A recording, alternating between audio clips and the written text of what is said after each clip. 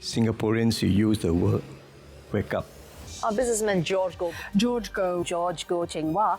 I believe it is important to have an independent president with no past link to any political party. He's clearly seeking to differentiate himself. Nobody like to listen to the people at the elite level. Do you like to have a two candidate in the same camp? They mean from the same sector, from the same organization. Do you like it? Most of the people don't like it. 101 will not agree, walk over. Perhaps better known as the founder of Harvey Norman Ossia, as well as deputy chairman of Pratama Holdings. When I start my career at age of 22, I do not have money.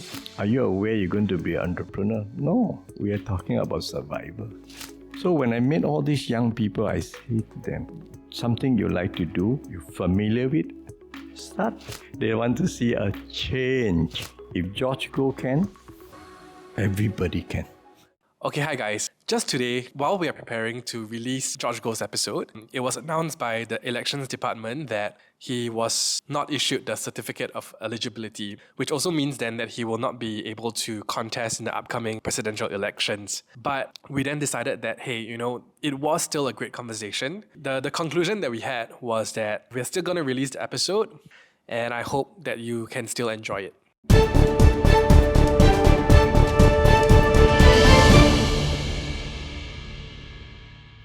Welcome back to another episode of Political Prude, the podcast.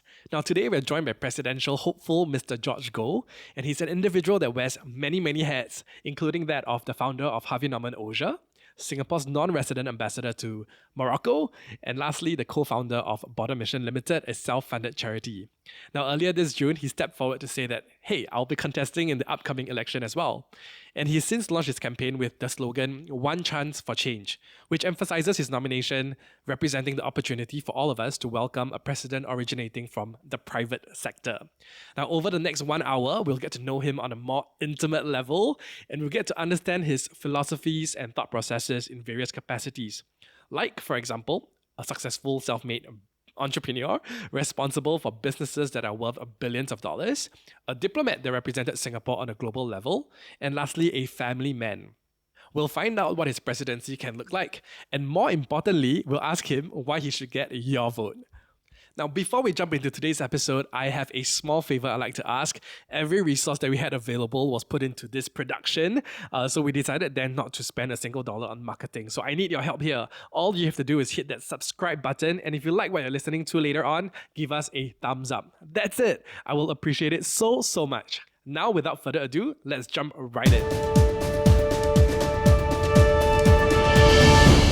Hi, Mr. Goh. Welcome to the Political Prude podcast. Good morning, Joel. Good to see you. Good to see you too. I'm so excited to have you here. It's been so surreal planning this and then finally having you here on set with us. Yeah, me too. I want to open up our conversation by jumping straight into the presidential election. And let me set the stage with the context here, right? So your competitor, Mr. Tharman, performed very well in GE 2020. So the PAP received 74.61% of votes for Jurong GRC, which then made it their best performance at that election. But at the same time, on the other side of the coin, as you explained to the media, in the 2011 presidential elections, the non-establishment candidates garnered a total of 63.8% of the votes. They garnered a majority if you add all of their votes together, So my question to you is, how confident are you entering this election, going up against someone like Mr. Tharman, who has a proven track record? Public sector, of course, where he's coming from, I'm from the private sector. As a private sector, for my history, if you go back to the history, 41 years as an entrepreneur. Now, I invest most of my subsidiary or investment about 17 countries in the world, include United States, UK, Japan, India, of course, Southeast Asia as well. Now, second point is, beside the investment in the country, you also learn about the political system in some of the country is required, especially in China, India, and Southeast Asia, some of the country. You need to know how the political fit into the investment we are investing in the country. If we know nothing about it, it's very dangerous, right? So you need to make sure we understand the system, how you work. The other part, you see, you're across the culture. Language may not be the same as Singapore. UK may be okay. We are speaking the same language. But these are the country, the culture quite different. For us to enter into those markets, you need to understand how the culture work, the partnership work in this country. So I'm quite happy over the years because I have this experience to deal with a lot of senior, so-called the founders of the organization internationally and across the world. That one also bring me in the past 41 years a successful organization. Apart from Mr. Daman, you were the first person that actually came out to say, okay, I want to run for president, or I'm interested in running for president. I'm quite curious as to why make that announcement so early, right? So instead of like maybe the other strategy is let me wait it out. Let me see who else gonna come forward first before I announce my strategy or announce my intention. So why did you want to do so fast? I mean, as a leader, of course, you plan. You don't just by emotions or by friends say, George, time to go in, or let's see who is coming in, and then you plan accordingly. You don't do that. As a leader, you're quite clear what you want to do. This is in my mind for a few years already. So when the elections department open, application say, can pick up the form. So I say, our team is ready. So pick up the form on the 13th. So we go on that. I love that. So you mentioned being ready for multiple years now. What were some of the key things that you personally did to make sure that you were priming yourself up for, the eligibility? The main one, of course, everybody just focus on 500 million equity. This is a huge amount. We're not talking about market capitalization. We are not talking about revenue. It's very purely on equity. Most of the business, right? You can have a huge revenue, but equity may not have 500 million. So 2016, when I discussed with my CFO, I say, this is the hard one for private sector. But anyway, let's see how it goes. We have 6 years to work on this. So I say, maybe we can achieve 500 million. That will be good news to me. Yeah. So, I remember watching the news and you were carrying 3 files into the ALD. So can you maybe explain to everybody what those files are and why maybe that could help you in terms of strengthening your chance to be eligible as a candidate? Yeah, because the information required, no doubt the application is not so thick, it's like this. But when you prepare, you need to prepare like this, right? So we have 38 items.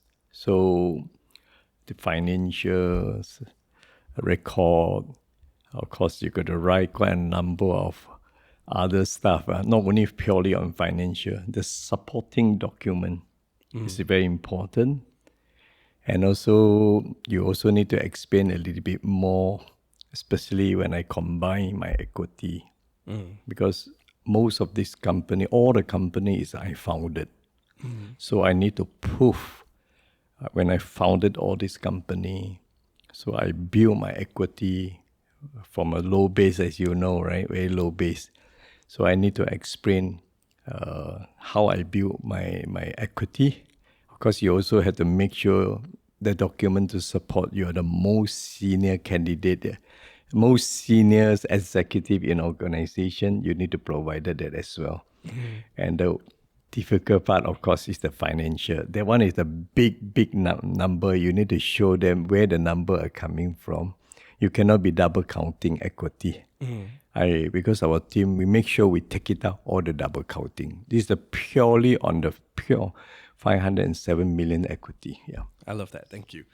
So, you mentioned about the businesses, and right now I feel like most people know you as Mr. George Goh, the presidential hopeful, but I want to know Mr. George Goh, the entrepreneur, right? Okay. Like, because that has been, your identity for such a long time. Yes. So let me just run through the list here. So you're Okay. best known as the founder of Harvey Norman Ossia, Yes. which distributes consumer electronics from the Australian brand. Yeah. And then you're also the founder of VGO Corporation, which is known for the world of sports brand, Yeah. which I used to shop at all the time as a child. Thank you. So how do you think your experience in managing all these different successful businesses can help you in the role of the president? Different sectors. If I enter into different sector, of course, you're going to learn a new whole set of industry. All right. Water treatment is one of the industry, is the environment. Right? All linked to the futures.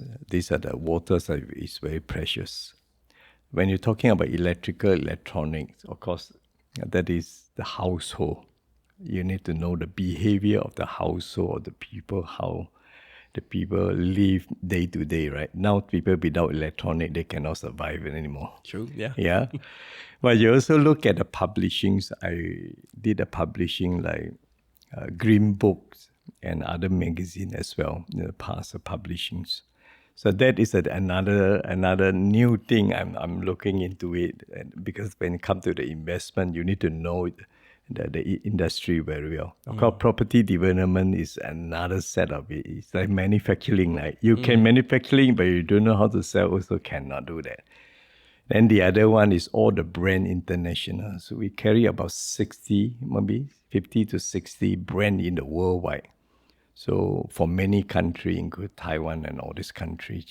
So now they also bring you another level. For in international, you must be somebody. If not, nobody will talk to you. If you combine all these, are billions of dollars. When you handle billions of dollar organization, it's quite different when you are SME, right? Yeah. In 1982, I'm a small, medium enterprise. But toward that, our organization had crossed billion. But today, we talk about billions. So to me, it's not difficult for me to understand. So happening, our reserve also billion, right? Yes. So hopefully I know how to count the billions. But anyway, that is done. But all this, I make it through over the 41 years. It's different from manage.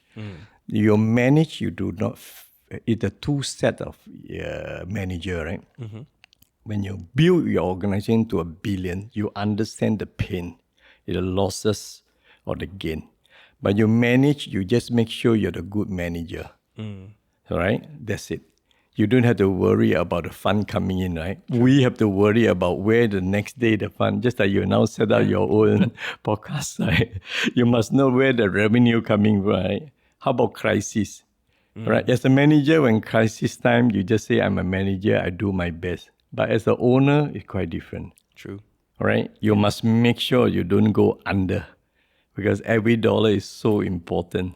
So at the private sector, I think it's very substance.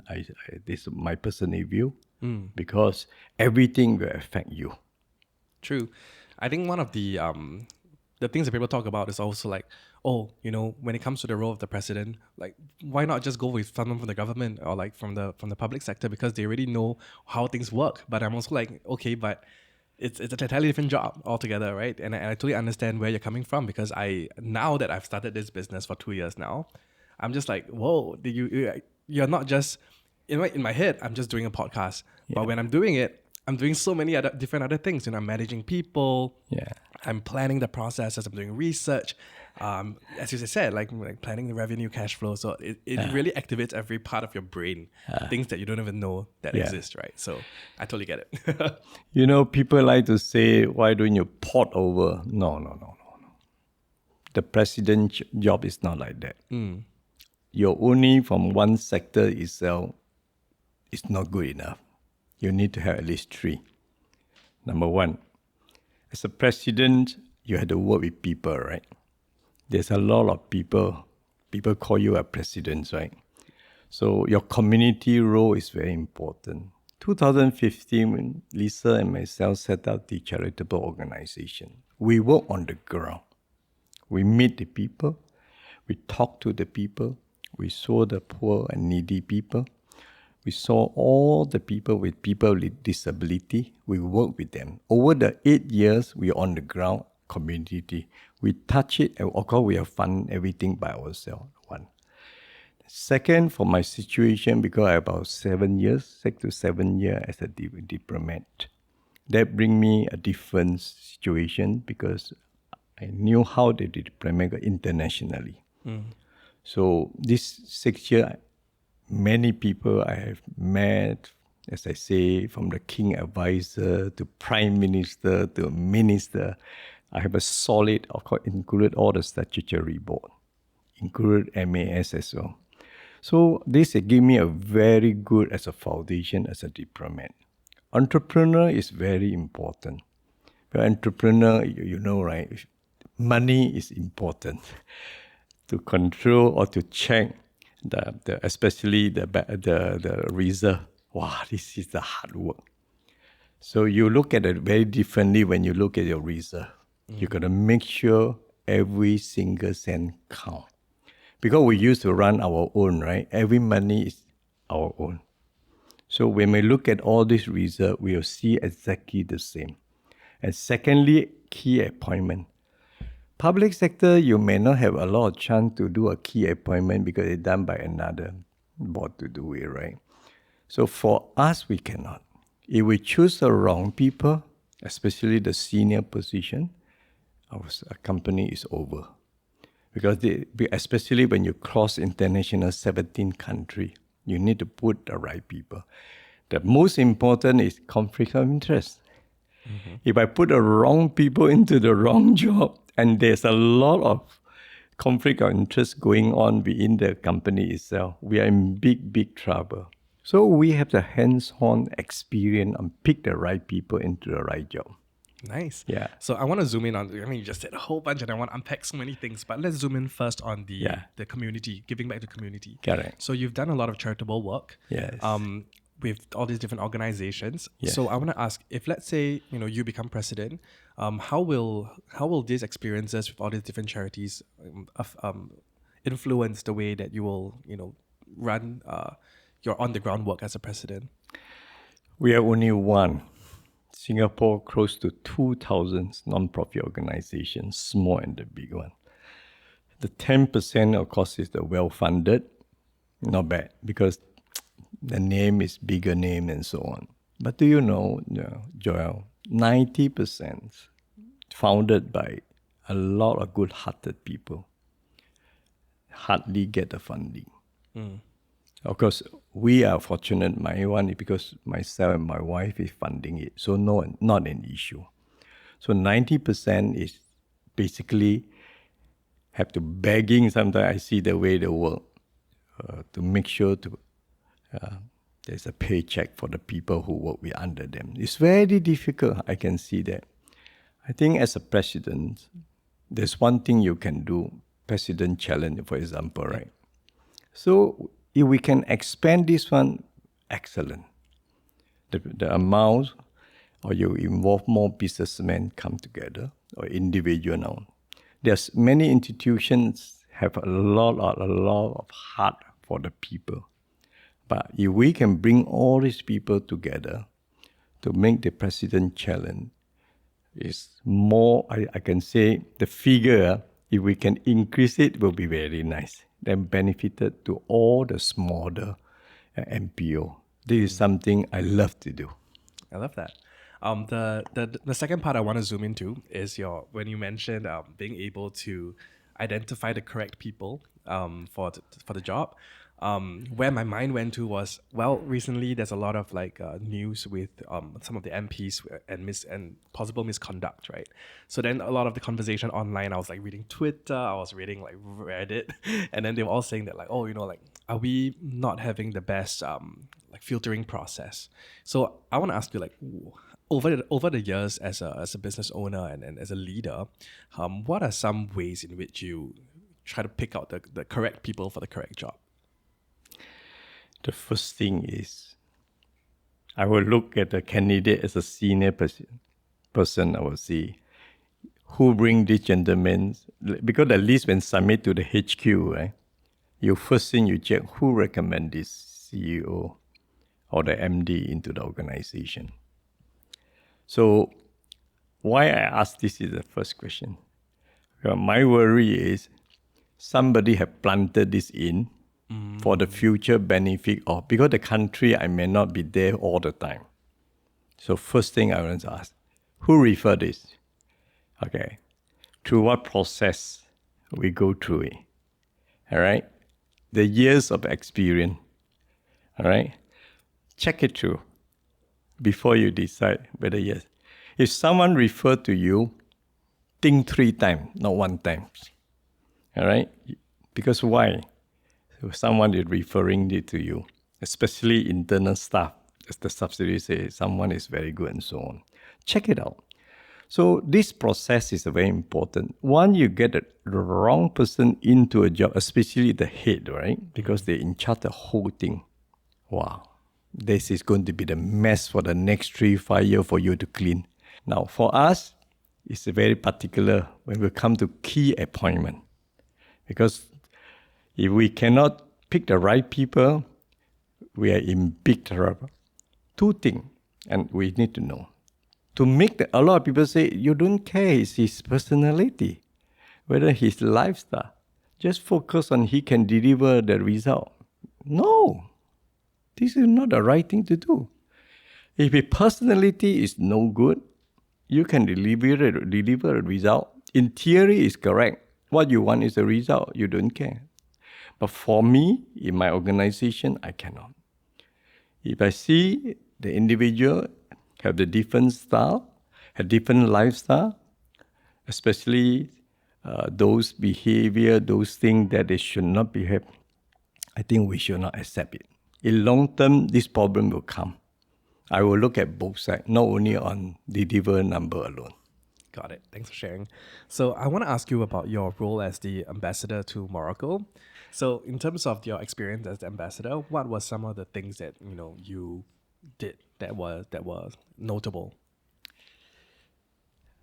When I was in Casablanca and Rabat, a lot of people say, Mr. Goh, to travel to Singapore is very difficult. I say, no, Singapore, you can just fly in from anywhere in the world. No? He said, no. Our visa process is very troublesome. We had to go to Egypt and Paris to get our visa before travel to Singapore. I was thinking, in this case, Moroccan would never travel to Singapore. First, you have to go to Paris and get your visa before travel to Singapore. I say this, no. So I discussed with the ministry, I discussed with ambassadors. So everybody say, George, we have to do something with this. If you want the tourists to enter from Morocco to Singapore. So we opened HCG office in Casablanca. So I'm very happy now Moroccan can get their visa in Casablanca. And hopefully they come here, they can spend some to help our economy. The next time I meet a Moroccan, I'll be like, have you met Mr. George Goh? Tell you about him. You owe a lot to this man. Yeah. Now, we've gotten to know you in the capacity of work, right? And also your ambassador role. But I want to get to maybe know you on a more personal level now. Yes. Maybe I just want to know, what is Mr. George Goh like as a family man? I like to joke with my children. Because, business, right? You gear yourselves 99 to 100, it's right. You try to make sure every day is in the top performance, When Saturday and Sunday, because it's my family times with my children and my wife, we have one meal. To me, I love it because a week, I hear my children was talking about their lives and so on. Very nice, I think. The other one, of course, gardening. I like gardening a lot because plant is the nature, right? You back to where you are, When I was young, I was in the environment of full of nature. But today we are missing now. But fortunate, my house, I can do some small gardening and so on. I love to do that. That one. There's something is I enjoy very much. Yeah.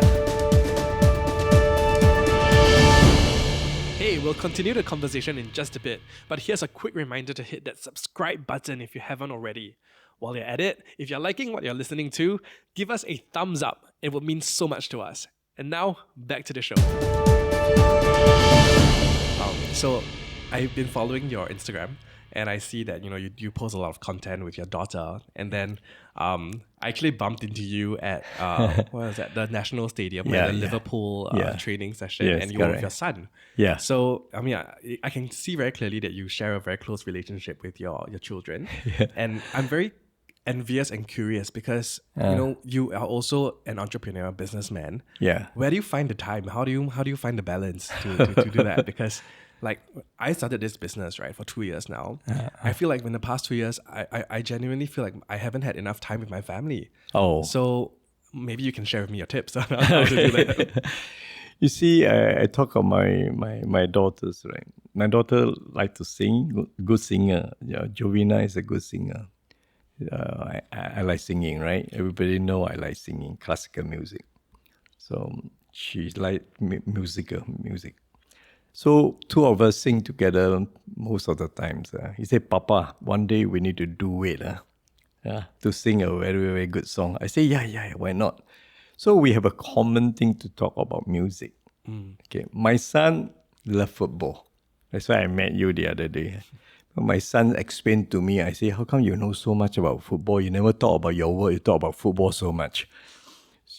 Talk about Liverpool, who is a player and so on. So the game, the young people know. And so, of course, I will try to spend time with him. At least he can explain to me. Right? My younger one, interestingly, always talk about, he was a public speaker. He say, Papa, I read how many books, can read many books, in a week.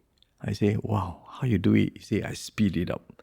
Wow, he explained about all these things. I say, hey, very good. I say, so everybody have a different thing, Older one is, if it's sport, is talking about his competition, just won the competition last week. Nice. Yeah, I say, okay, good. So you see, the interests of the 4 children are quite different.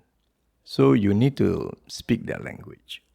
If I'm going to explain to them my business, I'm going to explain to them what I intend to do and so on, they sleep already, They won't talk to you. You must speak their language, then we'll make it happen. This is the way or one way of communicate with your children. 100%. Agree. I'm quite curious now. When you decided to run for president, how did the family react? Because so I'm doing social media stuff now, and my parents were like, "Okay, we don't really understand, but we have one condition: don't post us on the internet because we are not comfortable." So I was like, "Okay, I get it." So when you're running for presidency, obviously everyone in your family is going to be in the spotlight, in the limelight. How did they react to that? Yeah. This is important. Whatever decision you take, right? So you need to discuss with the family. Because the privacy is going to be an issue. And people will look at them. It's like me, If they behave something not right, people will start to comment about their behavior and all these things. So I explained to them, if Papa running the office, so these are the few situations. Of course, I get some help from good friends to explain to them, if your father in the office, there was one section like that for the 4 children. My wife, of course, we have been very close. We have been talking constantly, if this situation happening, how and so on and so on. But the children not aware. I get that party to explain to them the difference between now and the future. So good. I have a good friend explain to them. So these are the few things, these are the things we need to watch out and so on. Prep them a little bit. So I also need help sometimes. So next time, come and help. Now, I was asking the team to do some background research for this podcast, right? And Yeah. and I think they told me that you actually dropped out of school at 16 years old to Yeah. support the family. Yeah. Like, can you tell us more about that? And maybe also what were some of the things that you learned at such a young age doing that? Yeah. You know, at the age of 15, right? Because fortunately, maybe I a bit mature at that time. So I don't believe I can go to Oxford or Cambridge. I don't think so. I look at set of my result, more or less I can tell my future, right, at that times. And you also can see your household, right? You can look at your house, you look at your family, what we eat, what we have, right? It's about the same, no different when I was young. So I have to make a decision. So, fortunately enough, at the age of 15 as a boy, I brave enough to talk to my father to say, let's head and move and start my career a bit early. So you ask me whether, are you aware you're going to be an entrepreneur? No, we are talking about survival. That's why I understand today a lot of Singaporeans, they are talking about today they can survive or not. You don't paint them a picture of future. You better look at what they are facing today, rather than keep telling them tomorrow will be better. If they are facing like that. For me, at the time, I look at that, my situation today, I cannot survive. What can you go and talk about future? I don't understand also. Let's start. So at the 15, I make this decision. I think it's the right decision. And then I start my career at the age of 15 plus. Nice. And what was that? I mean, yes, I agree. And I also think that hope is so important, right? Yes. So what was that step that you took to help them then start this massive career of yours that is now like billions dollars? Yeah. What was that decision that you made to say, I want to start a business or I want to start doing this as an entrepreneur? You see, when you talk about hope, now, of course, I know what's going on now. At that time, of course, no hope, right? At the age of 15, we got to think about hope. Just talking about whether I can get Survive. the food to eat or put on the table. That's it. I never think too much about it. But anyway, this word is very important to me now. When I saw a lot of young people, especially those did not make it to the university. So what is the future? So is that the end of the world?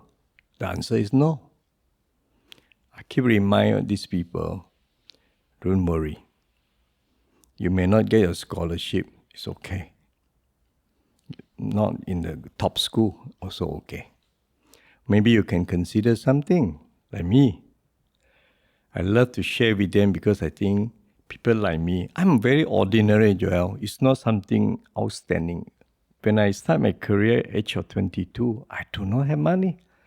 My family do not have money.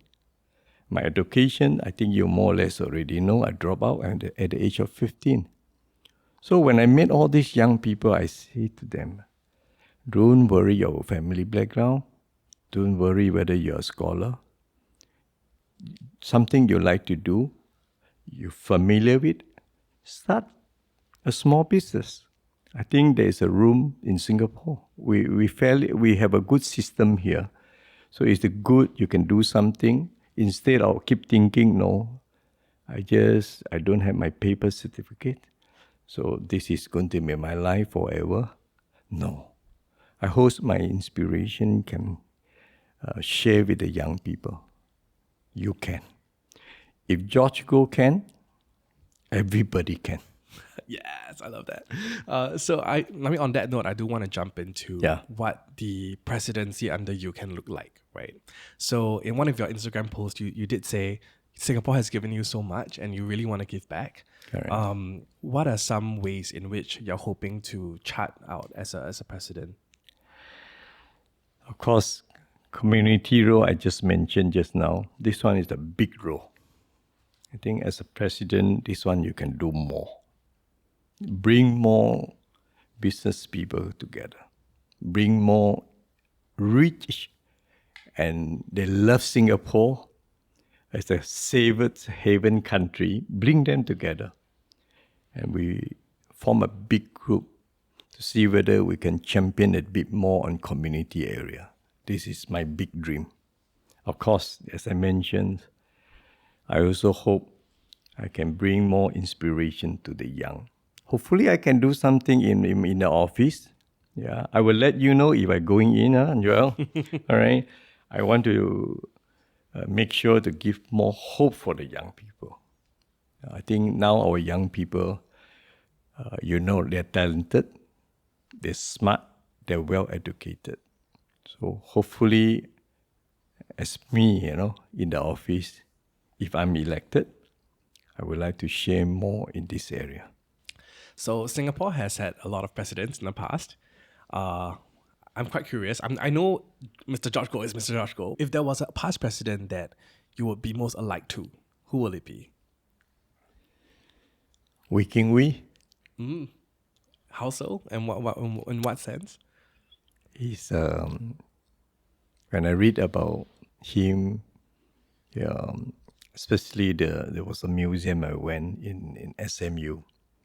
He's a people president. Very simple man. I think president should not put yourself you are not a king. Right? There's a difference between that. I think it's best is you can be the people. You understand the people. Of course, you got to work within the constitution. You cannot running around. So I love to become a people president because the message is the important one. The people. 100%. Yeah. And so I do have a little bit of a difficult question to ask, right? So you have been very open about your Christian faith and also have been advocating for religious freedom in Singapore. However, there are some people, particularly those from the LGBTQ community or their allies, who have had concerns about how one's personal beliefs or religious beliefs can impact the rights and treatments of minorities in such groups. So as a potential president, how do you navigate this balance between your beliefs and also the need to remain fair to all communities? I'm very happy when I was born. The community, because we in a village, right? There's a Malay community, Indian community, and Chinese community. Of course, they do have their religions. So Muslim, Hindu, and Buddhist. When I born, our house, right? We open, right? Everybody can jump into another house just like that. You can go to the Cikgu house, you go to Ali house, you go and take the banana, So, because we are in the environment when I was young, they call the multiracial, multicultural. You can see the Indian celebrations and you'll see the Malay celebration. And Chinese, of course, also a lot of noise when New Year coming. I lived in this environment for close to 15, 16 years, right? So, I'm in this. I think you cannot put yourself, your own belief, right? And then you go and interfere. You need to learn about respect each other. If you don't understand, don't come for the job. You will be very sad later part. Because you can't. You are the president for everybody. You can't segregate group also. You can't do that at all. You must make sure you understand before you decide to stand for election. If not, it will be a disaster for the country. Thanks for sharing. Yeah. So the president also plays an important role in international relationships and diplomacy. So, how will you represent Singapore on the global stage and contribute to building strong international relationships? I think good news because my background on both sides of it.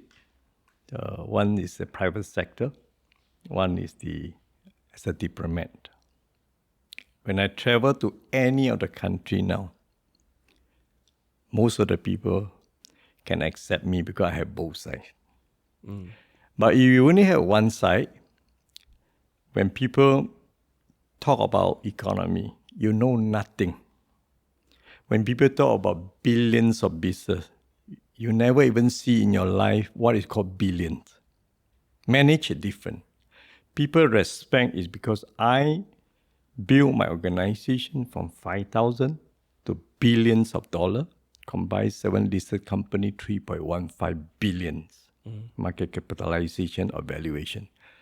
Because I say I build from 5,000, every top businessman in the world, they say, I like to see this man. When I talk about my diplomacy, of course they say, because I'm appointed at the honorary positions, not even salary, I'm prepared to serve. People respect you because you're not even a salary, but you served your nation. And not one term, I just tell you, right? They extend me second term. In January this year, they sent me the third term. But right, I supposed to serve to 2026, but I cannot do that. I have stepped down now. So I have this track record of both sides. People like to see a president is all-rounded. If you only have one-sided, people boring to talk to you because you will talk the same thing. It's very boring. Because more or less they know your standard answer. All right? Yeah. When you have the pre-answer, everybody know, don't talk to this guy because you're about to say the same thing in the past and now I can't see any different. But for us, different. Because our life story, people like to hear. Especially George Goh's story. A lot of people say, I like to meet the Singapore president, George Goh. He's like me. He's a boy, have no formal education, and he keep learning, study music to get his degree. He studied politics. I stand a course in Oxford about politics. So I also attend a course. One professor teach me our constitution. So they say, I like this guy because he learned, throughout the year. We can. If he can do it, we will learn something. People like to see your story, your entrepreneurship, as well as your diplomacy combined. This is how the character build, right? You see, Mendelssohn is a good example, right? So people like the character of the people have a bit rounder. You only have one-sided, people say, boring guy. Yeah. You understand? Standard answer we can receive from him. Yeah. Nice. So for this part of the conversation, I would like to talk to you about your campaign so far. Okay. Right. So when you first came out to say, I want to run for president, and you made several speeches, I think there was some conversation online about your proficiency in the English language and English speaking. Did you see the memes and how do you react to them? Maybe I can ask everybody here. Do you have difficulty to understand George Goh? No, right? No? Yeah. Language, there are two ways. Of course, for me, when I speak, the first thing is I want the people in 3 to 5 seconds, I can trust you. The way I speak. Of course, you can speak where every tenses, every word, every dictions you can pronounce all right. People are robot, right? This guy, I cannot trust him because this guy, the moment he speaks like this, I can see I cannot trust him. When I talk to people, I'm like just a normal Singaporean. Why should I behave so atas, so elite? Nobody like to listen to the people at the elite level. Only small group of people. But I'm not saying the language is not important. Don't get me wrong. This is why I took my course in 2016 and 17. Of course, I continue now. I need to continue to improve. We can improve. But ordinary people speaking is about like that. The people must understand you. If you say something people don't understand you, there's one article I read I must share with you. The very famous guy in Singapore. I read the article. I checked my dictionary almost 20 times. Either I'm damn lousy or he's so good. So I take the same article, I share to someone. There's a lot of big words he used. But if you write an article, you need someone to go in dictionary for 20 times. I think there are 2 ways of improve, right? Maybe I can improve a few, but he also have to lower a little bit for me to check, right? You can't. I think language, we need to balance. But worldwide, Joel, I must highlight you're a businessman now. Don't use only one language. If you are in China, in a respect, speak Mandarin. You do not know, must force yourself to learn something. Asia Pacific, in this part, ASEAN, some Malay country, speak their language. They respect you. Even if you don't speak well, you mix a bit of English, doesn't matter. If you can speak dialect, let me tell you, you get your deal immediately. Really? Really? In Taiwan, if you speak Minam Oi, their language, straight away they will hug you. Wow. Kakinang na. You straight away they say we are belong to the same group. Because this is the way of the world. You don't use one language for everything. You cannot do that. So my view, learn a few would be nice. You may not be perfect, but people love you. You have to decide which one you want. You want the masses to love you, or you only want the 1% to understand your language is perfect. You think about it, which one will be more acceptable. Yeah. Nice. So after you came out to say, I want to run for president, there was a TikTok video that talked about, like some of the controversies of your businesses and whatnot. It got really a lot of views. So like I think 300,000 views talking about, the workers under your company were like poorly treated and whatnot. So have you seen that video? And how did you react when you saw it, if you saw it? If I have the track record of what the video of production for the purpose of smelling people or mopping people, I wouldn't survive here.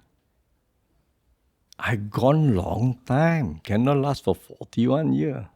No way you can do it. People will hate you. In few years, you'll push you down. All right? We must know where the contact are coming from. All right? These people are doing a different job. Let them touch their heart what they're doing is correct or not.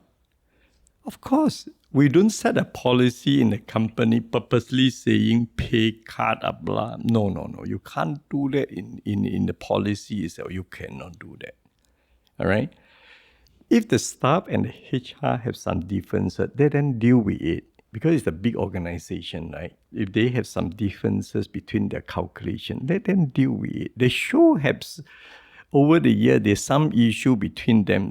But I don't set a policy in my organization is, if you're late, cut. If you're this, cut. If you're sick for how many days, you go home. No such thing. This policy will never exist in our organization. So I can be very clear on this part. Nice. So throughout the entire campaign of yours, you've been emphasizing that you're like 100% independent, right? Like, why is this so important for you? Of course, independent important. The two role, you need this one, the check and balance of the reserve and the key appointment. These two is very critical. Your key appointment, the number of positions need to fill in. Make sure you must have an independence mindset. Look at the candidate carefully, whether there's a conflict of interest, important for the country. Same like I just explained about my company, right? Let's say I have a CEO, bring the finance director in. It's a relative, for example. What is happening? One is the CEO, one the finance directors was a relative. You can see, right, in the future what will happen. You can imagine what will happen in the future. You can't. These two roles are very critical roles. Of course, I would like to take this opportunity to show you something, right? You see, I look at why I mentioned this quite carefully. Because I show this key, interestingly. Joel, you explained to me, right? These two key, any difference? No. At first glance, no. No, right? Yeah. No different, right? No. So this key, any different? Yeah. All right. So this one is George Goh, right? Okay. Definitely is an independent guy, right? Yeah. These two are from the same, right? Yeah. So I can't see any difference. these two you should combine into one. Right? So this is the only one different, right? So what is happening current situation, we all know. So I'm from the private sector, the public sector, right? So hopefully the independent guy will have a new so-called they call it a fresh pair of eyes, right? I think this country now need it very badly. Why? I think we have been, yesterday we talked about independent days of 58 years, right? We cannot live in the same legacy or the same era in the past. You can't. You must let the private sector also come in to contribute. In fact, I see a lot of private sector, very good people. Don't worry, I keep saying that private sector, they are good people. Doesn't mean they will come in to rock the boat. They won't want. Because they know their family is all here. The next generation is going to be here. They are not going in because they want power, because they want to rock the boat. They know very well, we only have a small land here. They just want to come and serve. And they bring a different perspective for the country. You know, executive is already been running for the last many years, right? So the independent, I think, will give a new perspective. I think balance. I think that is something we should have in this country. Nice. So when after a month after you announced your intention to run, Mr. Ng Kok Song came forward to say, I want to run as well. What was your initial reaction when he made that announcement? And maybe are you worried that the non-establishment votes will be split among you guys? I mentioned, I think 2 or 3 occasions. The more people coming in is better because the voter have a choice. We must give voter a choice. Don't fix the game walkover. Do you like walkover? No. I think you ask 100, 101 will not agree walkover. I mean, the second question, do you like to have a 2 candidates in the same camp? They mean from the same sector, from the same organization. Do you like it? No. Most of the people don't like it. They say, what is this? Why you need the same guy to doing this? You need to have competitions. You need to put people together and for people to have a choice. The citizen, they know what they want. Don't suppress them. Give them the choice always among the same group of people. They will say, what happened? Is that our country there's no talented people to serve the nation? Everybody just looking for other stuff? No. So my point is very clear. As many people come forward willing to serve, this is a good sign. Whether it's public sector or private sector, I hope the leader welcome them.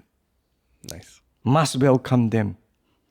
If not, this country will not progress. You go backward. You trust me. It will go backward, will never go forward. Because the people want change. Right? People want to see the progress of the nation. You don't stop at this point in time. So I don't see it's an issue for many people to come in. Yeah. Got it. I'm sure you must be very focused on your own campaign, but do you maybe sometimes like kaypoh and see like, hey, what is the other person saying, So have you maybe taken notice of some of the things that maybe Mr. Ng or Mr. Taman have been saying, and how do you feel about what they've been saying so far? I mean, our ear is on the ground, but I don't pick up everything because when you run your campaign, you focus your delivery, what you can do, what is your heart tell you for the people. You work the directions. I travel maybe 45 hawker centers and web market. I met so many friends now in a very short time. You know, right? Entrepreneur is act. We don't talk. We act, we move, and we keep in touch with people. When I sit there, I know what my people telling me, right? Now, yeah, I hear one or two things. Maybe I can mention one is for everybody to pay attention is they were talking about only 2 candidates, maybe on the race.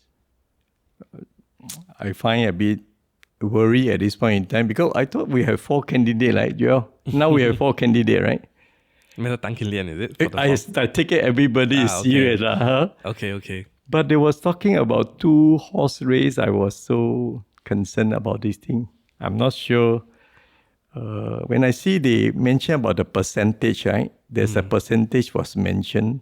X percentage, X percentage, X percentage, X percentage. So, I'm sorry, I'm not talking about the 4D or Toto. I'm talking about the percentage. I'm more focused on the percentage rather than the rest. When I see the number, I say, only 2 horses race. Is there something he know I do not know? Is there something he know people do not know? That is the one I'm more concerned about. You ask me what I hear in the market, what the other people were talking about. Now, this is the one I pay quite a lot of attention into it. I think the people should also pay attention into this. Don't focus on 4D. Focus on all this. Okay. But how do you feel when you saw that, there was only like a 2 horse race? I think Singaporeans should use the word wake up. We must have our voice. Got it. Wake up. Because we know this cannot continue the way like that. Yeah. Okay. Got it. So last 2 questions. At this election, I think there will be a large number of young adults who will be voting for the first time. Yeah. So I believe it was like 21 to 33 years old, like voting for the first time in the presidential election. Yeah. How do you intend to reach out and resonate with this audience? Young people want fairness. So long the election is not fair, they were not into it. They know. Actually, they have been quiet, but they know what you're doing. I think they want to see the PE is fair for everybody. Whichever candidate wanted to serve, come forward. We decide which one we want to go into the office. Second, the young people want to see someone there is a hope for their future. Because they're going to run the country, right? The next one is them, right? The old one have to go. Like people like us is not going to be here forever, right? They are the next one. So they want to see the country got hope. So these 2 points, I think the young people is waiting to see this PE, whether it's fair, whether there is a hope or not. Of course, the last most important, I like to say, they want to see a change.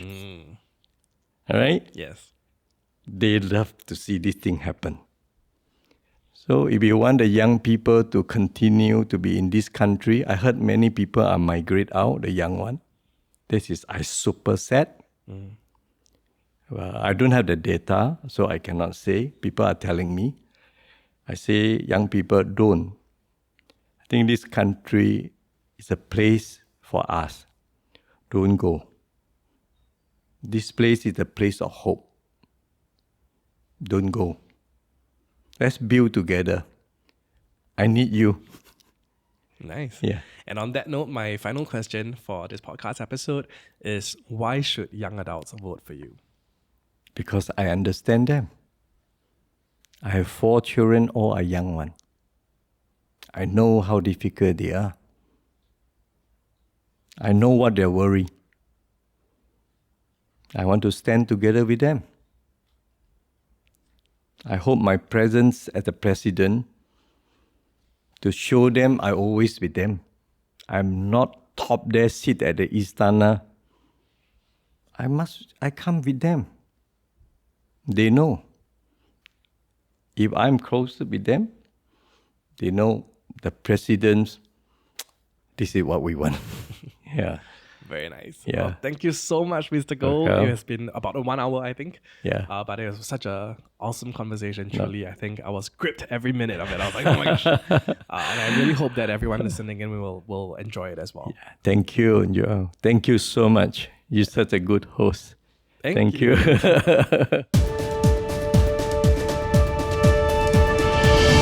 And there you have it, the end of another episode of Political Prude, the podcast. I hope you enjoyed this conversation and found it as insightful as I did. Now, I really, really did think that I was able to see how his brain works and also understand where his heart lies. And I will take some time to digest every single thing that was discussed. And I hope to maybe dissect it on a later episode. Now, make sure you don't miss out by clicking that subscribe button. Show us some love and also give us a thumbs up. It will mean so much to us. And once again, please share this with your friends and family members if you think it will be helpful for them. I'll see you on the next episode of Political Prude, the podcast.